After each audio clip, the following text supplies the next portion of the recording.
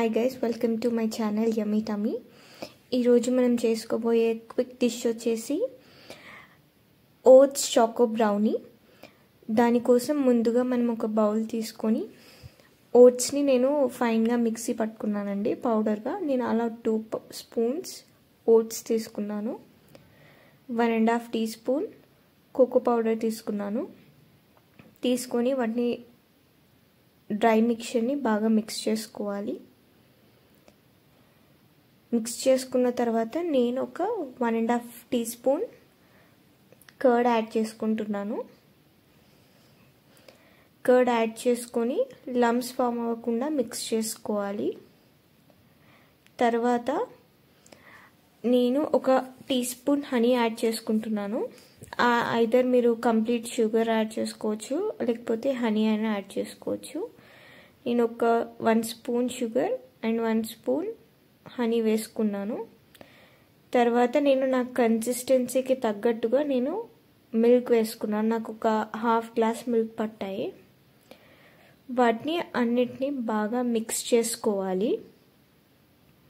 Mix చేసుకునేటప్పుడే నేను కొంచెం బాదాం and కాజుని chop చేసుకొని వేసుకున్నాను.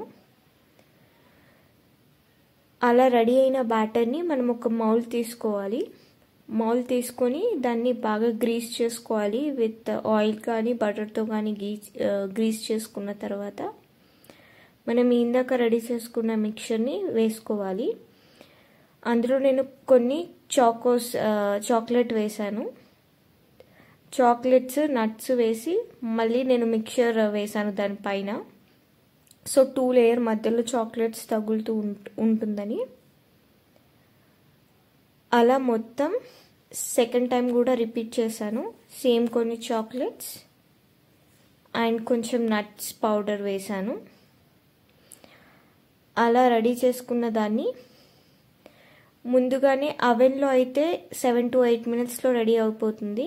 నేను స్టవ్ మీద చేస్తున్నా కాబట్టి ముందుగానే ఒక బాండీని ప్రీ హీట్ చేసి పెట్టుకున్నాను. బౌల్ పెట్టుకొని ఒక 15 to 18 మినిట్స్లో మనకి ఇది రెడీ అయిపోతుంది.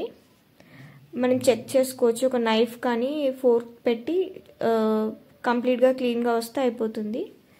ఆఫ్టర్ 18 to 20 మినిట్స్ తర్వాత నా బ్రౌనీ రెడీ అయిపోయిందండి. Quick and healthy brownie.